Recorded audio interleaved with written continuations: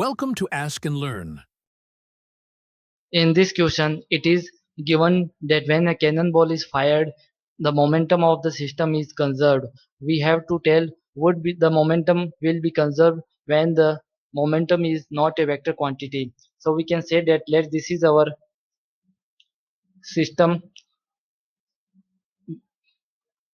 of cannon and cannonball, and initial momentum of this system is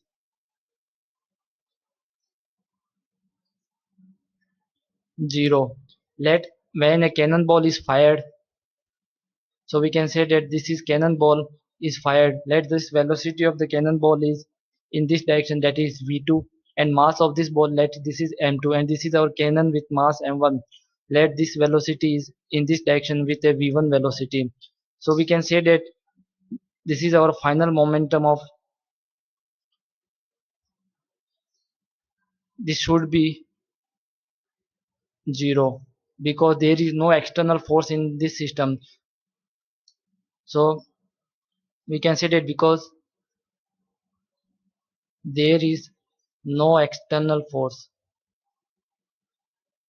so momentum here is conserved. So initial momentum and final momentum both are 0.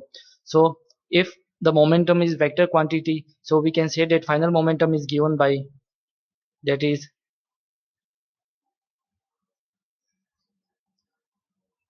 momentum of cannon plus momentum of this cannonball, and this should be 0. So we can say that momentum is vector quantity, so this is given by, that is m1 into v1 vector plus this is m2 into v2 vector is equals to 0. But if so, further we can say that this is, let this direction is our positive direction, so this is m1 into this is minus of v1 plus this can be written as m2 into v2, this is equals to 0. From here we can say that m1 v1 is equals to m2 v2. This is our positive direction. But if momentum is not a vector quantity,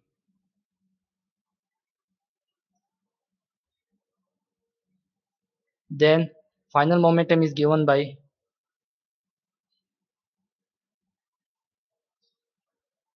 that is m1 v1 plus of m2 v2, they both are simply added.